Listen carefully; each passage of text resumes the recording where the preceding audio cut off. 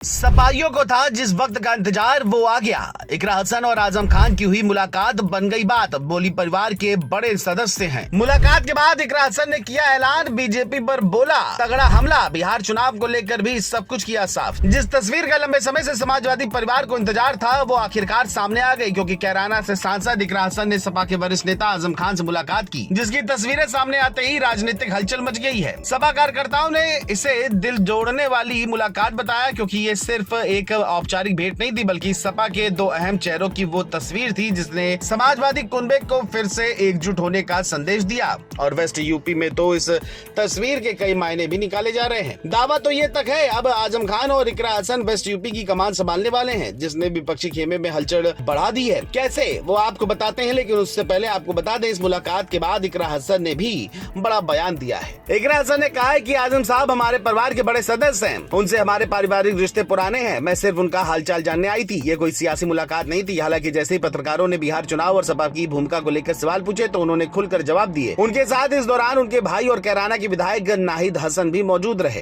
इकरा हसन ने कहा कि आने वाला बिहार विधानसभा चुनाव 2025 सिर्फ एक राज्य का चुनाव नहीं, बल्कि देश की राजनीति की दिशा तय करने वाला चुनाव है। उन्होंने कहा बिहार ने हमेशा देश को नई दिशा दी है, इस बार भी वहाँ की जनता लोकतंत्र को मजबूत करेगी और बदलाव की लहर लाएगी। उन्होंने विश्वास जताया कि इंडिया गठबंधन इस बार स्पष्ट बहुमत से जीत हासिल करेगा। इकरा हसन ने जनता के हक की आवाज को भी उठाया। उन्होंने कहा कि देश के हालात किसी से छिपे नहीं है, सरकार भाषणों में व्यस्त है। इकरा हसन ने कहा कि समाजवादी पार्टी बिहार में विकास, रोजगार और सामाजिक न्याय के मुद्दों पर चुनाव लड़ रही है। उन्होंने कहा हमारे बिहारी भाई आज भी दूसरे राज्यों में मजदूरी करते हैं, लेकिन अब वक्त आ गया है कि बिहार में ही रोजगार और विकास के नए रास्ते खुले।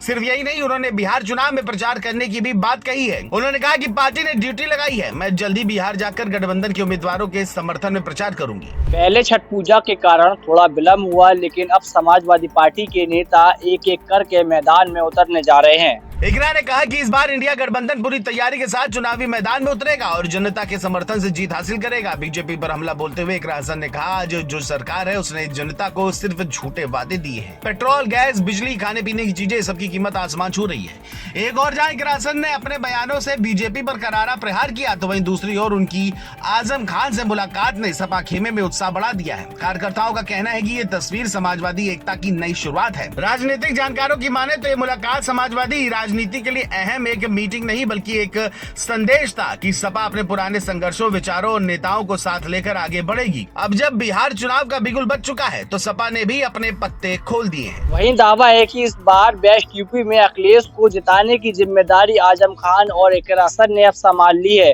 जिसने विपक्षी खेमे में हलचल बढ़ाई हुई है। अब आगे क्या होता है ये देखने वाली बात होगी।